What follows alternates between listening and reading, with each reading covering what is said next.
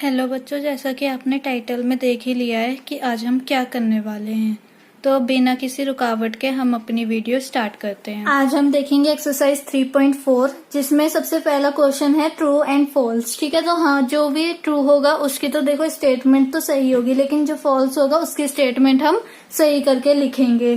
तो जैसे कि फर्स्ट वाला क्या बोल रहा है, फर्स्ट का A part, all rectangles are square.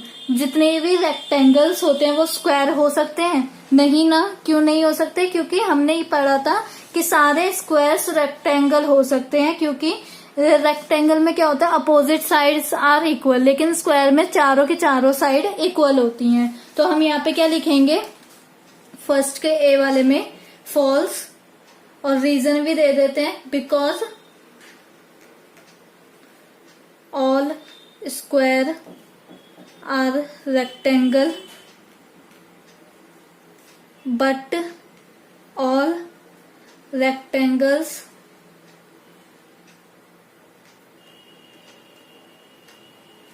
Are not square. ठीक है, सारे स्क्वायर रेक्टेंगल हो सकते हैं, क्योंकि वो रेक्टेंगल्स की प्रॉपर्टी को भी अगर आपको मैं यहाँ पे दिखाऊं तो हमने यहाँ पे पढ़ा था। अगर आपने मेरी पहली वाली वीडियो देखी है तो उसमें मैंने आपको बताया था कि this means a square has all the properties of rectangles. इसका मतलब क्या है, सारी की सारी प्रॉपर्टीज रेक्टेंगल की इसमें है। तो इसका मतलब क्या है कि सारे स्क्वायर रेक्टेंगल्स हैं, लेकिन सारे रेक्टेंगल्स स्क्वायर नहीं है। ठीक है, अब आते हैं बी वाले पार्ट पे। All rhombus are parallelogram. सारे के सारे रोम्बस पैरेललोग्राम होते हैं। हमने पढ़ा है कि उसमें किसके रोम्बस में किस किस की प्रॉपर्टीज होती हैं। एक तो काइट की होती है और एक रोम्बस की होती है, दोनों की प्रॉपर्टी होती है। तो इसका मतलब कि जितने भी पैरेललोग्राम है या जितने भी रोम्बस है वो सारे क्या होंगे, पैरेललोग्राम होंगे। तो यहाँ पे ट्रू कर देते हैं।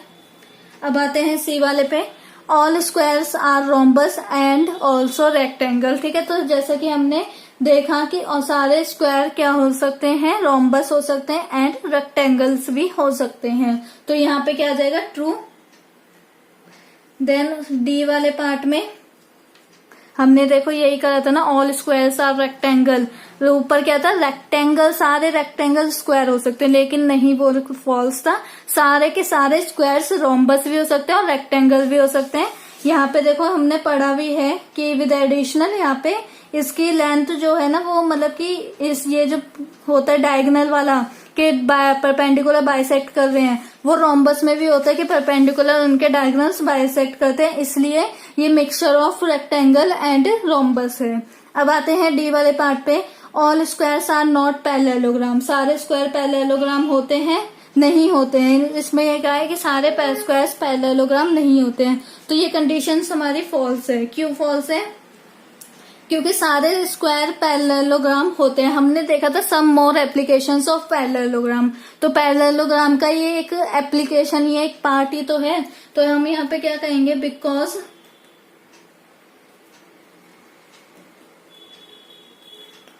All squares are parallelogram, opposite sides are equal, and जितनी भी सारी प्रॉपर्टी थी पैरेललोग्राम की वो सारी इन सब पे लगेगी। ठीक है, तो अपोजिट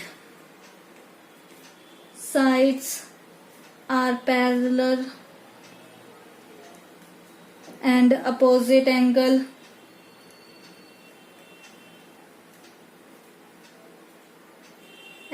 आर इक्वल। ठीक है, तो इसलिए ये क्या है, ये स्क्वायर, सारे स्क्वायर पैरेललोग्राम होते हैं। अब आते हैं ई वाले पार्ट पे।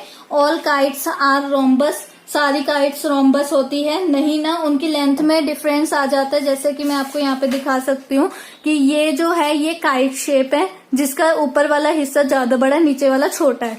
ये जो है ये एकदम बराबर मतलब कट करती है या वर्टेक्स बनाती है यहाँ पर। तो हम यहाँ पे क्या कहेंगे, फॉल्स है।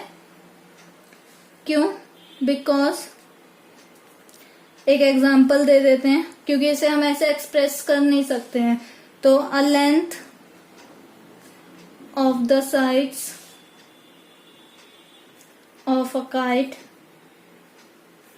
Are not of same length. ठीक है, हमने रोम्बस में क्या पढ़ा था कि चारों के चारों साइड्स इक्वल होंगी, लेकिन काइट में क्या था कि टू साइड्स आर इक्वल। ठीक है, अब सामने वाली साइड इक्वल होंगी। देन आते हैं एफ वाले पार्ट पे, ऑल रोम्बस आर काइट, सारे रोम्बस काइट होते हैं। हाँ, सारे रोम्बस काइट तो होते हैं ना। देखो अगर तुम यहाँ पे देखोगे तो ये तुम्हें दिख रहा है, अगर मैं नाम तो देखो मैंने छुपाई दिए हैं वैसे भी, तो अब तुम्हें दिख रहा है कि कौन सी काइट है एंड कौन सी रोम्बस है। दोनों शेप तो एक जैसी है ना, काइट जैसी, तो ये क्या है कि सारे रोम्बस काइट होते हैं, तो ये ट्रू हो गया। अब आते हैं जी वाले पार्ट पे, और पैरेललोग्राम्स आर ट्रेपेजियम। हमने देखा था कि ट्रेपेजियम क्या होता था हमारे पास, ट्रेपेजियम में हमारी अपोजिट साइड्स आर एक पैरेलल होती थी, और इधर भी देखो अगर मैंने यहाँ पे लिखा ही था कि अपोजिट साइड्स आर पैरेलल होती हैं पैरेललोग्राम की, तो ये ट्रू हो गया। अब आते हैं एच वाले पार्ट पे, ऑल स्क्वायर्स आर ट्रेपेजियम, ठीक है, तो अपोजिट साइड आर इक्वल और अपोजिट साइड आर इक्वल, तो ये भी ट्रू हो जाएगा हमारा।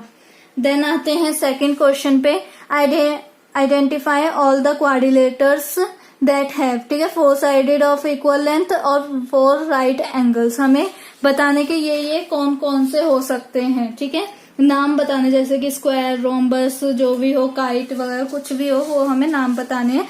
तो सेकंड का ए वाला पार्ट हमसे क्या कह रहे हैं कि 4 side of equal length, 4 side of equal length, और हमने रोम्बस भी पढ़ा था जिसकी चारों साइड इक्वल होती हैं, ठीक है। तो हम क्या लिखेंगे यहाँ पे, रोम्बस एंड स्क्वायर। अगर आपने मेरी इंट्रोडक्शन वाली नहीं देखी है वीडियो तो वो देखो पहले, तभी आपको ये समझ में आएगा, क्योंकि इंट्रो में मैं पूरा का पूरा कवर अप कर चुकी हूँ। देन उसके बाद यहाँ पे क्या आएगा, have all 4 sides of equal length, ठीक है। अब आते हैं बी वाले पार्ट पे, उसमें क्या कहा था, 4 राइट एंगल्स, चारों के चारों राइट एंगल्स होने चाहिए। तो ये हमारे किस किस में होते हैं, एक तो स्क्वायर में और एक रेक्टेंगल में राइट एंगल्स बनते हैं। तो हम यहाँ पे क्या लिखेंगे, square and rectangle have 4 right angles, ठीक है। ये हमारा सेकंड क्वेश्चन भी कंप्लीट हो गया। अब आते हैं हम थर्ड क्वेश्चन में, तो वो क्या कह रहा है, explain how a square is, ठीक है, एक क्वाड्रिलेटरल स्क्वायर कैसे हो सकता है, एक पैरेललोग्राम स्क्वायर कैसे हो सकता है, एक रोम्बस स्क्वायर कैसे हो सकता है, एंड एक रेक्टेंगल स्क्वायर कैसे हो सकता है। तो एक एक करके सॉल्व करते हैं, और इससे आपको हिंट तो मिल ही गया होगा कि जितने भी सारे होते हैं क्वाड्रिलेटरल, पैरेललोग्राम या रोम्बस या फिर रेक्टेंगल, ये सारे में स्क्वायर में इन सब की प्रॉपर्टीज इंक्लूड होती हैं, ठीक है। तो हम यहाँ पे फर्स्ट में क्या लिखेंगे, ट्रू फॉल्स के लिए आपके लिए हेल्पफुल है अगर आप इसे समझ जाओ कि ये स्क्वायर क्या होता है, सब प्रॉपर्टी, इन सब की प्रॉपर्टी से मिलके बना हुआ है। तो अगर ट्रू फॉल्स में आ जाए तो आपकी हेल्प बहुत अच्छे से हो सकती है। एक क्वाड्रिलेटरल के लिए करते हैं, तो स्क्वायर इज अ क्वाड्रिलेटरल, क्यों है, बिकॉज इट हैज 4 साइड्स, ठीक है, क्वाड्रिलेटर में भी 4 साइड थी और किसमें, स्क्वायर में भी 4 साइड है। Then square is a parallelogram because its opposite sides are parallel, ठीक है, and opposite angles are equal। ये नहीं है कि आप दोनों एक पैरेललोग्राम लो, एक स्क्वायर लो, देन उसे कंपेयर करने लग पड़ो। ये एक प्रॉपर्टी है, ठीक है, प्रॉपर्टी, इन दोनों की प्रॉपर्टी सेम यही कहती है कि अपोजिट साइड्स होती हैं जो पैरेलल होती हैं एंड अपोजिट एंगल्स इक्वल होते हैं। अब आते हैं थर्ड को पार्ट पे, रोम्बस बताना है। तो square is a rhombus because all the 4 sides are of equal length, ठीक है, चारों की चारों साइड्स इक्वल लेंथ की होती हैं। एंड जो इनके डायगोनल्स वाली प्रॉपर्टी है कि डायगोनल एक बाइसेक्ट करते हैं, एट राइट एंगल बनाते हैं, तो ये हमारी दोनों की सेम है प्रॉपर्टीज। देन आते हैं फोर्थ वाले पे, तो रेक्टेंगल का, तो ये तो हमने पढ़ ही लिया है कि सारे स्क्वायर्स रेक्टेंगल होते हैं because each interior angle of the square is 90 degree, ठीक है।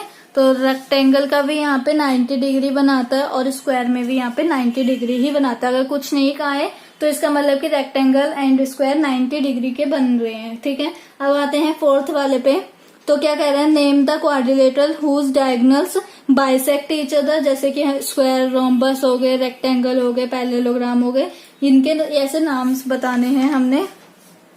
तो बाइसेक्ट ईच अदर, तो स्क्वायर तो है ही, और कौन सा है हमारे पास, रोम्बस है एंड पैरेललोग्राम है, रोम्बस है,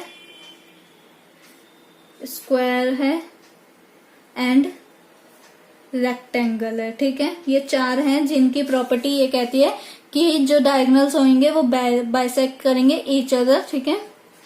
देन मतलब 90 डिग्री बनाएंगे सेंटर पे। और सेकंड वाला आते हैं, are perpendicular bisect of each other. Perpendicular bisect कौन कौन से होते हैं, एक तो रोम्बस होता है एंड स्क्वायर होता है, इन दोनों की प्रॉपर्टी ये कहती है। अब आते हैं थर्ड वाले पे, आर इक्वल्स, इक्वल बोले हैं मीन्स हम किसे लेंगे यहाँ पे, ये डायगोनल्स को लेंगे कि डायगोनल्स किसके इक्वल होते हैं, तो एक तो रेक्टेंगल के इक्वल होते हैं एंड स्क्वायर के इक्वल होते हैं डायगोनल्स पूरे, ठीक है। अब आते हैं फिफ्थ वाले क्वेश्चन पे, तो वो क्या कह रहा है, explain why a rectangle is in convex quadrilateral. Convex क्यों होता है, लेट से जैसे कि ये इन्होंने फिगर बना रखी है कि यहाँ पर ये तो एक तरफ क्या कर दिया है, डार्क से कर दिया है, एक एक डॉट डॉट वाली लाइन लगा दी है। तो ये पूछ रहा है कि ये मतलब कॉन्वेक्स क्या होता था कि बाहर की तरफ हमारा डायगोनल बनेगा, ठीक है, बाहर की तरफ डायगोनल बनेगा या वर्टेक्स बनेगा, तो वो हमारा क्या होता था, बट वो तो कॉन्वेक्स होता था कि बाहर की तरफ हमारा डायगोनल बनेगा। तो यही कह रहा है कि कॉन्वेक्स क्यों होता है, तो हम लिखते हैं रेक्टेंगल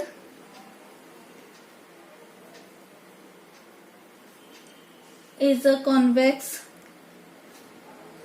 quadrilateral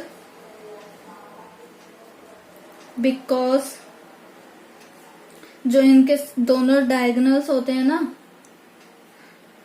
वो क्या होते हैं, इक्वल बाय वो करते हैं, बाइसेक्ट करते हैं, diagonals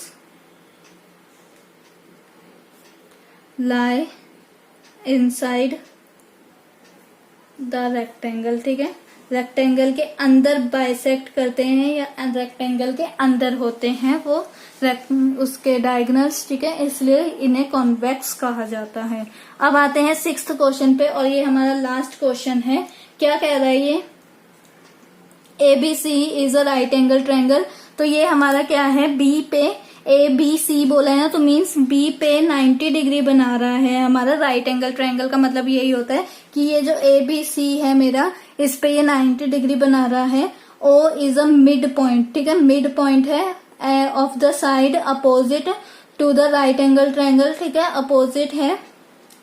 explain why O is, जो Y है मतलब O जो है वो इक्वल डिस्टेंस फ्रॉम A है या A टू B या A B और O B and O C, ठीक है, इन सबके इक्वल वो है। देखो ये क्या है, हमारे पास एक रेक्टेंगल है, जिस तरफ एक ट्रायंगल को इन्होंने पूरा लाइन से बनाया, दूसरे ट्रायंगल को इन्होंने डॉट डॉट से बनाया है। तो ये कह रहे हैं कि हमें ये बताओ, ये तो 90 डिग्री का है, तो अब हमें ये बताओ ये इक्वल होगा OA इसके इक्वल होगा किसके, OB के, और OB किसके इक्वल होगा, OC के इक्वल होगा। तो ये तीनों इक्वल डिस्टेंस है, मतलब O के इक्वल डिस्टेंस A है, O के इक्वल डिस्टेंस B है, तीनों ही बराबर मेजरमेंट के होने चाहिए। तो ये पूछ रहा है ये हमसे, मतलब कि क्या कह रहा है, एक्सप्लेन करो क्यों। तो हम कर देते हैं, यहाँ पे भी हमने यही करा था। तो 6th वाला, AD and DC are drawn so that AD parallel to BC and AB parallel to DC। क्या कह रही हूँ, ये वाली लाइन समझो क्या कह रही हूँ मैं, कि जो AD है मेरी वो एंड DC, ठीक है, ये जो मेरी डॉट डॉट वाली लाइन है ये ड्रॉ कर रही है, ठीक है, ड्रॉ है मतलब डॉट डॉट लाइन है। तो इसमें AD किसके पैरेलल होगा, BC के पैरेलल होगा, क्योंकि अपोजिट साइड्स आर इक्वल होती हैं, पैरेलल होती हैं। एंड AB मेरा किसके इक्वल होगा, DC के पैरेलल होगा, ठीक है। देन उसके बाद क्या कह रहे हैं कि AD किसके इक्वल होगा, BC के, जैसा कि अभी मैं आपको बोल चुकी हूँ। एंड AB मेरा किसके इक्वल होगा, DC के। तो ये जो मेरा ABCD है ये मेरा एक रेक्टेंगल बन गया ना, जिसकी अपोजिट साइड आर इक्वल होती हैं, opposite sides are equal and parallel भी होती हैं टू ईच अदर, ठीक है, एक दूसरे से। And all the interior angles, एक हमें दे रखा है कि एंगल बी जो है वो 90 डिग्री का होता है, तो सारे के सारे एंगल मेरे क्या होते हैं, 90 डिग्री के होते हैं। और इन द रेक्टेंगल, अब सारी प्रॉपर्टी लगा देंगे, जो भी हमें पता है ना सब लगा के देख लेंगे कि हमारा किससे आंसर आ रहा है।